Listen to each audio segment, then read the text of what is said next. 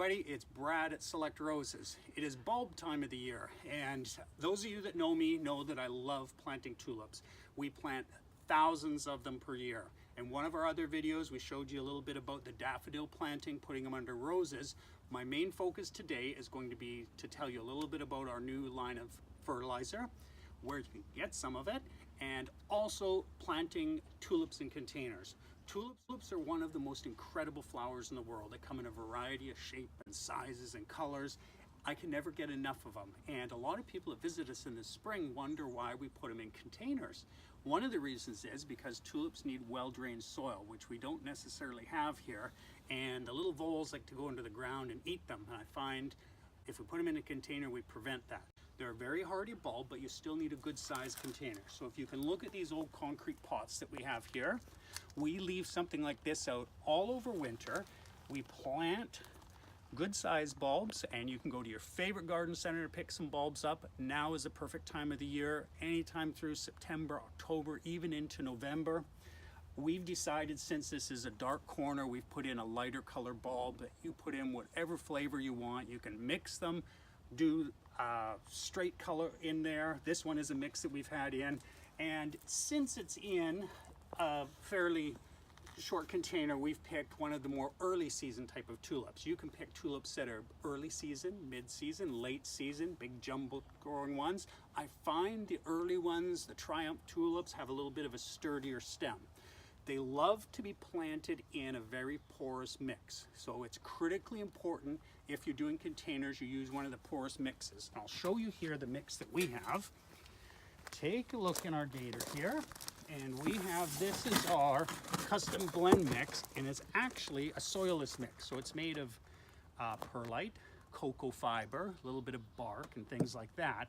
So you would just go to the garden center and buy something that was a potting mix, but get one that's fairly coarse. You want to have excellent drainage. You can mix a little bit of your outside soil, but don't use straight outside soil in the containers, otherwise it'll just turn to sludge.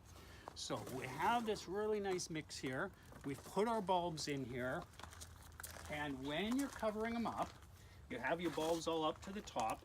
You can lightly sprinkle the porous mix onto the top. Before you've done that though, it's important to make sure the bulb root system has been fed. A lot of times when you buy the soilless mixes, they're not full of fertilizer. So here's where the deal comes in. We have a custom blended 100% organic food meant for starting plants, all types of plants. A lot of people come and see us in the spring and think this is just for roses. It's not just for roses. It is the secret to our bulbs, our annuals, our shrubs. Everything we put in the garden gets Select Roses starter food. I'll show you what it looks like. It's this coarse little blend like this.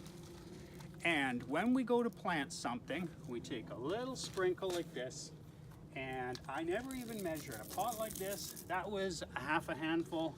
Maybe I'll put in a little bit more, and you can put it underneath and have stirred it in, or if you're like me and you're a little bit forgetful, you can sprinkle it in after. It is not going to burn the bulb. You can touch this on the roots. It's not going to burn the roots or anything like that. Ideally, you would have sprinkled a bit in before, and then you just scratch that little bit of bulb food in at the beginning. We use this instead of bone meal, and we just find that it works much better. Right now, we were the only place that's selling it. We've just decided we're going to let one of our friends try it before we bring it to other garden centers next year. So you'll be able to find our starter food and a great selection of bulbs from our friend's garden center. Her name is Renata, that I've known forever. I adore her, so I'm going to mention her nursery. It's called Grow and Gather. It's out in the Mission area, and you can go on to her website, find out how to get there.